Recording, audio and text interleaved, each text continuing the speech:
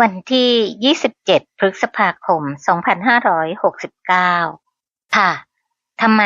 เราต้องดูแลร่างกายและจิตใจร่วมกัน ก็เพราะเราอยู่ในกามโลกนะคะ ซึ่งต้องอาศัยทั้งรูปกายและนามกายนั่นเอง ทั้งสองอย่างนั้นเป็นปัจจัยเกื้อกูลต่อกัน ในฐานะของความเป็นปุถุชนแล้ว จะต้องมีความหมุนไปอย่างเป็นระบบ โดยต้องดูแลทั้งรูปกายและนามกาย ในรูปกายและนามกายนั้น หากดูตามพระธรรมคำสอนแล้ว เราจะต้องพิจารณาอย่างไร ซึ่งนี้คือความสำคัญอย่างยิ่งนะคะ ในการที่จะแทงตลอดในอริยสัจสี่นั้น ไม่ใช่ดูแลแต่รูปกายอย่างเดียว หรือดูแลแต่นามกายอย่างเดียว หวังว่าการเจริญสมถะวิปัสสนาเท่านั้นจะเกื้อกูลต่อมรรคผลนิพพาน นั้นไม่ใช่ฐานะเลยนะคะ ต้องเป็นไปทั้งสองด้าน เนื่องจากว่าในขณะที่จิตใจยังไม่เข้มแข็ง มุ่งมั่นบากบั่น เพื่อที่จะก้าวต่อไปในการศึกษาและปฏิบัติตามพระธรรมคำสอนแล้ว เวลารูปกายเป็นไปด้วยความทุกข์กายแล้ว น้อยคนนักนะคะที่จะอดทนได้ค่ะ ส่วนใหญ่แล้วย่อมนำมาซึ่งความทุกข์ใจ ด้วยเหตุนี้พระบรมศาสดาจึงทรงแสดงในทีฆานขสูตรว่าด้วยกายและเวทนาสามดังนี้ค่ะ ดูก่อนอคิเวสนะ ซึ่งตรงนี้เวลาเราใช้ในการใคร่ครวญในตัวเรานั้น ใช้ชื่อเราได้เลยค่ะ เพื่อกระตุ้นให้ตัวเรานั้นมีความสำนึกอาจหาญร่าเริงเบิกบาน ว่าเรานั้นได้กระทำตามพุทธประสงค์นะคะ ตัวอย่างแม่อีทจะกล่าวตรงนี้ให้ฟังดังนี้ค่ะ ดูก่อนอีทก็กายนี้มีรูปเป็นที่ประชุมแห่งมหาภูตรูปทั้งสี่ มีมารดาบิดาเป็นแดนเกิด เจริญด้วยข้าวสุกและขนมสด ต้องอบและขัดสีกันเป็นนิด มีความแตกกระจัดกระจายเป็นธรรมดา ท่านควรพิจารณาโดยความเป็นของไม่เที่ยง เป็นทุกข์ เป็นโรค เป็นดั่งหัวฝี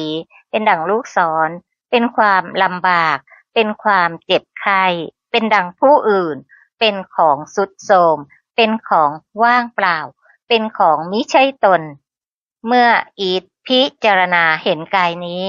โดยความเป็นของไม่เที่ยง เป็นทุกข์ เป็นโรค เป็นดั่งหัวฝี เป็นดั่งลูกศร เป็นความลำบาก เป็นความเจ็บไข้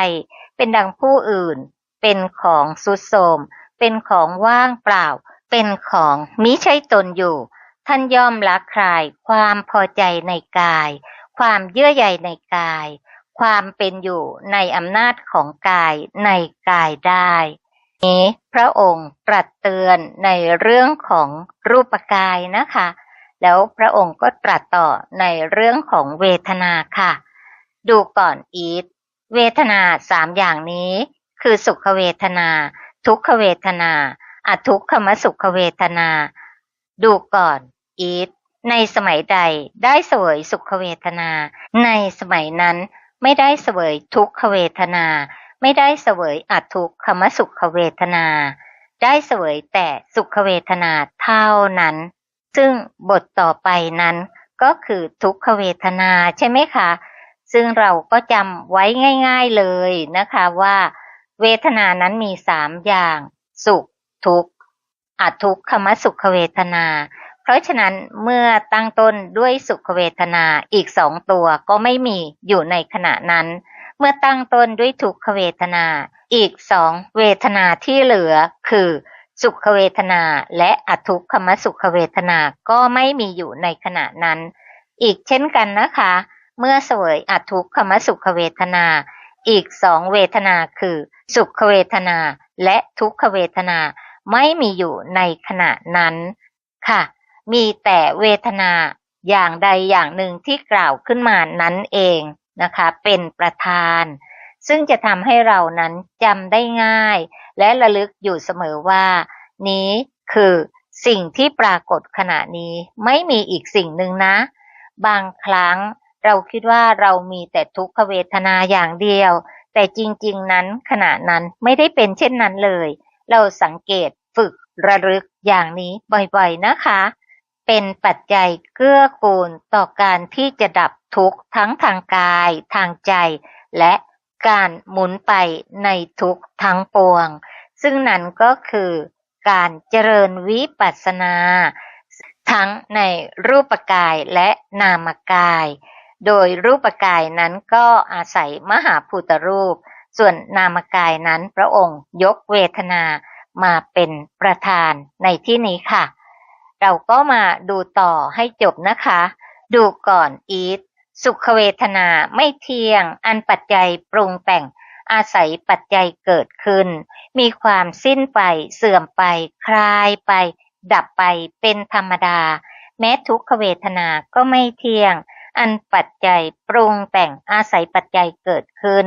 มีความสิ้นไปเสื่อมไปคลายไปดับไปเป็นธรรมดาแม้อทุกขมสุขเวทนาก็ไม่เที่ยงอันปัจจัยปรุงแต่งอาศัยปัจจัยเกิดขึ้นมีความสิ้นไปเสื่อมไปคลายไปดับไปเป็นธรรมดาดูก่อนอีทอริยสาวกผู้ได้สดับแล้วเห็นอยู่อย่างนี้ย่อมเบื่อหน่ายทั้งในสุขเวทนาทั้งในทุกขเวทนา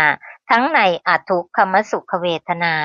เมื่อเบื่อหน่ายย่อมคลายกำหนัดเพราะคลายกำหนัดจิตย่อมหลุดพ้นเมื่อหลุดพ้นแล้วก็มีญาณอย่างรู้ว่าหลุดพ้นแล้วรู้ชัดว่าชาติสิ้นแล้วพรหมจรรย์อยู่จบแล้วกิจที่ควรทำเสร็จแล้วกิจอื่นเพื่อความเป็นอย่างนี้มิได้มีดูก่อนอีทภิกษุผู้มีจิตหลุดพ้นแล้วอย่างนี้แลย่อมไม่วิวาทแก่งแย่งกับใครๆโวหารใดที่ชาวโลกพูดกันก็พูดไปตามโวหารนั้นแต่ไม่ยึดมั่นด้วยทิฏฐิก็ขอเราทั้งหลายได้ร่วมกันศึกษาพระสัทธรรมอันเป็นปัจจัยเกื้อกูลต่อการออกจากวัฏทุกข์นะคะด้วยความรักและเคารพในพระศาสดาผู้สูงสุดด้วยการประพฤติตามเพื่อเป็นปาริจานุตตริยะอันประเสริฐนั่นก็คือการเข้าเฝ้าอันประเสริฐเพื่อถึงอนุสตานุตตริยะในชาติปัจจุบันโดยทั่วกันค่ะกราบอนุโมทนาในมหากุศลของทุกท่านที่ร่วมกันศึกษาและปฏิบัติตามพระธรรมคำสอนให้ถูกต้องถูกตรงตามพุทธประสงค์เพื่อก้าวออกจากวัฏทุกข์ค่ะด้วยการศึกษาและกล่าวพระสัทธรรมของพระสัมมาสัมพุทธเจ้าพระองค์นั้นด้วยสัจจวาจานี้ขอให้ข้าพเจ้านั้นปฏิบัติได้ถูกต้องถูกตรงตามพุทธประสงค์ทุกประการเพื่อพ้นจากวัฏภัย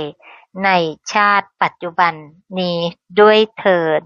กราบพระพุทธเจ้าผู้เลิศพระธรรมอันเลิศหมู่พระอริยสงฆ์อันเลิศด้วยเสียงกล่าวพระพุทธเจ้าค่ะ